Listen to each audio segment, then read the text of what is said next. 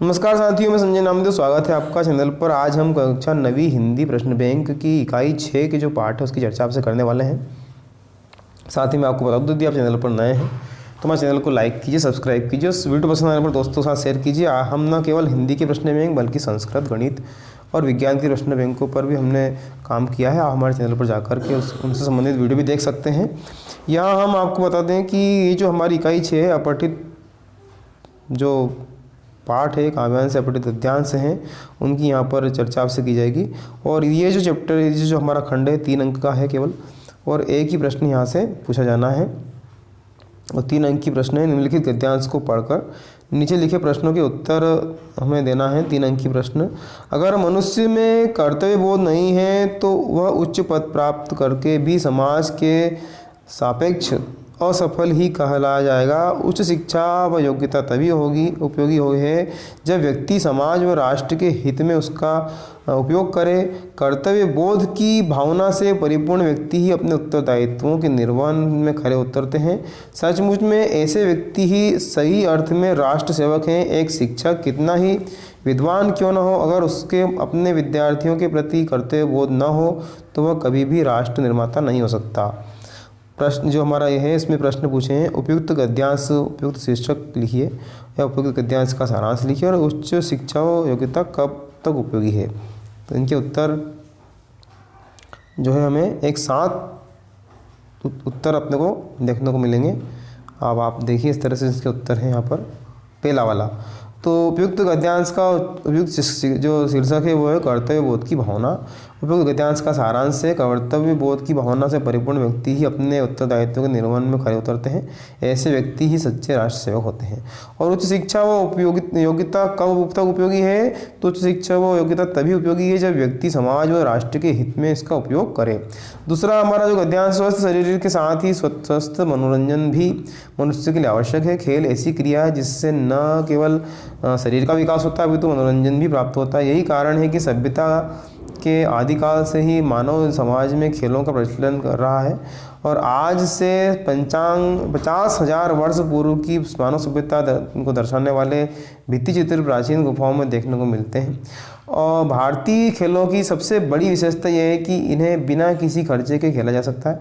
और इन खेलों में कबड्डी, खो खो आदि प्रसिद्ध है। प्रसन्नता की बात यह है कि कबड्डी और खो खो में अब तक अंतर्राष्ट्रीय स्तर पर अब मान्यता प्राप्त हो गई है। तो उपयुक्त गद्यांश का उचित शीर्षक है खेलों का महत्व। और भारतीय खेलों की सबसे बड़ी विशेषता क्या है, तो विशेषता यह है कि इसे बिना किसी खर्च के खेला जा सकता है।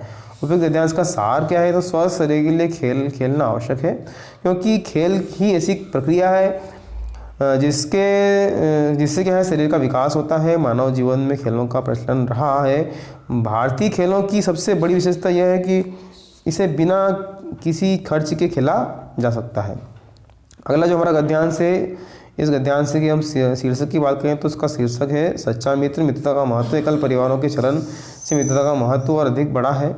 और उपयुक्त गद्यांश का सार है मनुष्य एक सामाजिक प्राणी है, उसे समाज के विकास के लिए मित्र की आवश्यकता होती है। और जीवन में बहुत कम लोगों से मित्रता हो पाती है, क्योंकि मित्रता के लिए समर्पण, त्याग और विश्वास भी आवश्यक होता है। अगला हमारा जो गद्यांश है उसके शीर्षक की हम बात करें तो इसका शीर्षक है विद्यार्थी और अनुशासन।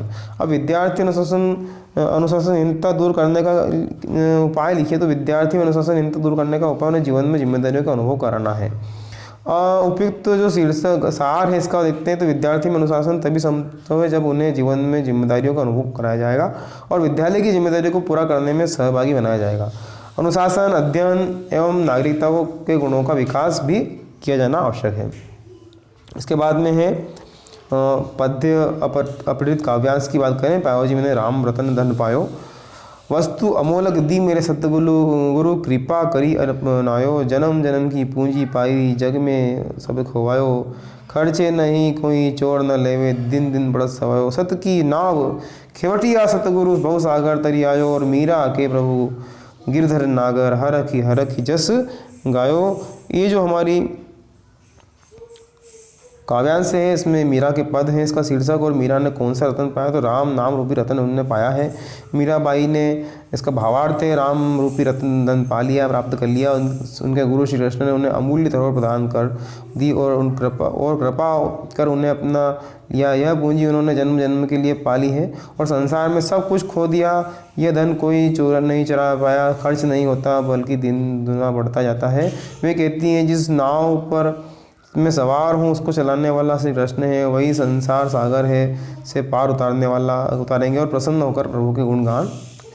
काम का आरंभ करके यो नहीं जो छोड़ते, सामना करके नहीं जो भूल कर मुँह मोड़ते, जो गगन के फूल बातों से नहीं तोड़ते, संपदा मन से करोड़ों की नहीं जो जोड़ते, बन गया हीरा उन्हें ही हाथ से है कार्बन, कांच को करके दिखा देते वह उज्ज्वल रतन।